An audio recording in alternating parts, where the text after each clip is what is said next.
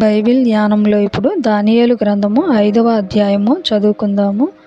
రాజగు బెల్షస్సరు తన అధిపతులలో 1000 మందికి గొప్ప విందు చేయించి ఆ 1000 మందితో కలుసుకొని ద్రాక్షారసము త్రాగుచుండెను. బెల్షస్సరు ద్రాక్షారసము త్రాగుచుండగా తానును తన అధిపతులను తన రాణులను తన ఉపపత్నులను వాటిలో ద్రాక్షారసము పోసి త్రాగునట్లు తన తండ్రి యగు నెబుకద్నెజరు యెరూషలేములోని ఆలయములో నుండి తెచ్చిన వెండి బంగారు పాత్రలను తెమ్మని ఆజ్ఞ ఇచ్చెను. అందుకు వారు యెరూషలేములోని దేవుని నివాసమగు ఆలయములో నుండి తీసుకొన్న సువర్ణోపకరణములను తెచ్చి ఉంచగా రాజును అతని అధిపతులను అతని రాణులను అతని ఉపపత్నులను వాటిలో ద్రాక్షారసము పోసి త్రాగిరి. వారు బంగారు, వెండి, ఇత్తడి, ఇనుము, కర్ర, రాయి అను వాటితో చేసిన దేవతలను స్తుతించుచు ద్రాక్షారసము త్రాగుచుండగా ఆ గడియలోనే మానవ హస్తపు వ్రేలు కనబడి దీపము దగ్గర రాజు యొక్క నగరు గోడ పూత మీద ఏదో ఒక వ్రాత రాయిచున్నట్టుండెను. రాజు ఆ హస్తము రాయుట చూడగా అతని ముఖము వికారమాయెను. అతడు మనస్సునందు కలవరపడగా అతని నడుము కీళ్లు వదలి అతని మోకాళ్ళు గడగడ వణుకుచు కొట్టుకొనుచుండెను.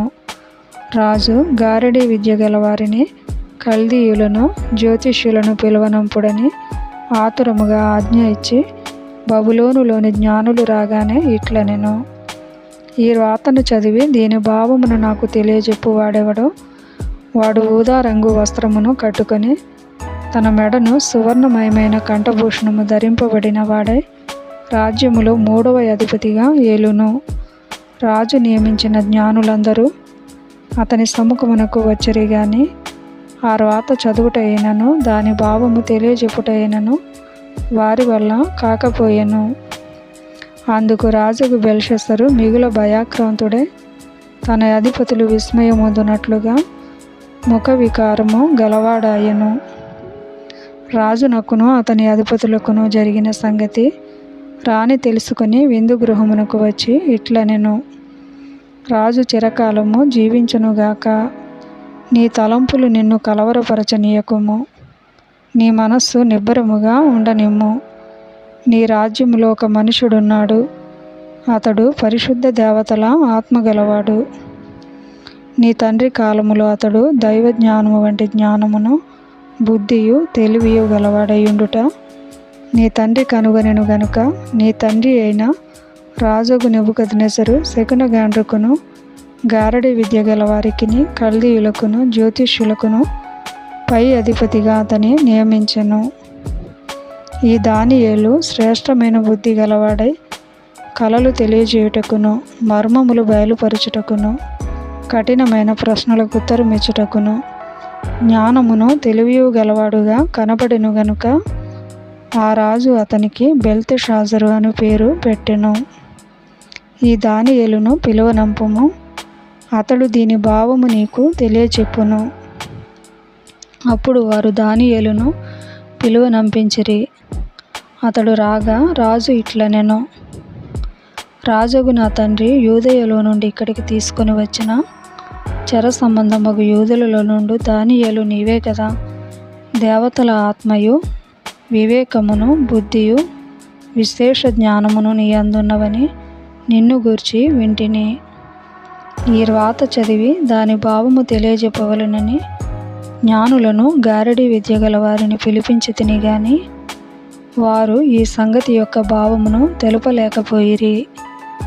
అంతర్భావములను బయలుపరచుటకును, కఠినమైన ప్రశ్నలకు ఉత్తరమిచ్చుటకును నీవు సమర్థుడవని నిన్ను గూర్చి వినియున్నాను గనుక ఈ వ్రాతను చదువుటకును దాని భావమును తెలియజెప్పుటకును నీకు శక్యమైన ఎడల నీవు ఊదా రంగు వస్త్రము కట్టుకొని మెడను సువర్ణ కంఠభూషణము ధరించుకొని రాజ్యములో 3వ అధిపతిగా ఏలుదువు. అందుకు దానియేలు ఇట్లనెను: నీ దానములు నీ యొద్ద నుంచుకొనుము, నీ బహుమానములు మరి ఎవనికైనా నిమ్ము. అయితే నేను ఈ వ్రాతను చదివి దాని భావమును రాజునకు తెలియచెప్పెదను. రాజా, చిత్తగించుము. మహోన్నతుడగు దేవుడు మహర్దశను, రాజ్యమును, ప్రభావమును, ఘనతను నీ తండ్రియగు నెబుకద్నెజరునకు ఇచ్చెను. దేవుడు అతనికిట్టి మహర్దశ ఇచ్చినందున తానెవరిని చంపగోరెనో వారిని చంపెను, ఎవరిని రక్షింపగోరెనో వారిని రక్షించెను, ఎవరిని హెచ్చింపగోరెనో వారిని హెచ్చించెను, ఎవరిని పడవేయగోరెనో వారిని పడవేసెను. కాబట్టి సకల రాష్ట్రములను, జనులను, ఆయా భాషలు మాటలాడువారును అతనికి భయపడుచు అతని ఎదుట వణకుచు నుండిరి. అయితే అతడు మనస్సును అతిశయించి బలాత్కారము చేయుటకు అతని హృదయమును కఠినము చేసుకొనగా దేవుడు అతని ప్రభుత్వమును అతని యొద్ద నుండి తీసివేసి అతని ఘనతను పోగొట్టెను. అప్పుడు అతడు మానవుల యొద్ద నుండి తరమబడి పశువుల వంటి మనస్సు గలవాడాయెను. మహోన్నతుడగు దేవుడు మానవుల రాజ్యములలో ఏలుచు ఎవరిని స్థాపింపగోరునో వారిని స్థాపించునని అతడు తెలుసుకుని వరకు అతడు అడవి గాడిదల మధ్య నివసించుచు పశువుల వలె గడ్డి మేయుచు ఆకాశపు మంచు చేత తడిసిన శరీరము గలవాడాయెను. బెల్షస్సరు అతని కుమారుడవగు నీవు ఈ సంగతి అంతయు ఎరిగియుండియు నీ మనస్సును అణచుకొనక పరలోకమందున్న ప్రభువు మీద నిన్ను నీవే హెచ్చించుకొంటివి. ఎట్లనగా నీవును నీ అధిపతులను, నీ రాణులను, నీ ఉపపత్నులను దేవుని ఆలయ సంబంధమగు ఉపకరణములలో ద్రాక్షారసము పోసి త్రాగవలెనని వాటిని తెచ్చి ఉంచుకొని వాటితో త్రాగుచు చూడనైనను, విననైనను, గ్రహింపనైనను చేతకాని వెండి, బంగారు, ఇత్తడి, ఇనుము, కర్ర, రాయి అను వాటితో చేయబడిన దేవతలను స్తుతించితిరి గాని నీ ప్రాణమును, నీ సకల మార్గములను ఏ దేవుని వశమున ఉన్నవో ఆయనను నీవు ఘనపరచలేదు. కావున ఆయన ఎదుట నుండి ఈ అరచేయి వచ్చి ఈ రాతను రాసెను. రాసిన శాసనమేదనగా మెనే మెనే టెకేల్ ఉఫార్సీన్. ఈ వాక్య భావమేమనగా, మినే అనగా దేవుడు నీ ప్రభుత్వ విషయములో లెక్క చూచి దాన్ని ముగించెను. టెకేల్ అనగా ఆయన నిన్ను త్రాసులో తోచగా నీవు తక్కువగా కనబడితివి. ఫెరేన్ అనగా నీ రాజ్యము నీ యొద్ద నుండి విభాగింపబడి మాదీయులకును పారసీకులకును ఇయ్యబడును. బెల్షస్సరు ఆజ్ఞ ఇయ్యగా వారు దానియేలునకు ఊదారంగు వస్త్రము తొడిగించి అతని మెడను బంగారపు హారము వేసి ప్రభుత్వము చేయుటలోనతడు 3వ అధికారి అని చాటించిరి. ఆ రాత్రి యందే కల్దీయుల రాజగు బెల్షస్సరు హతుడాయెను. మాదీయుడగు దర్యావేషు 62 సంవత్సరముల వాడై సింహాసనమునెక్కెను.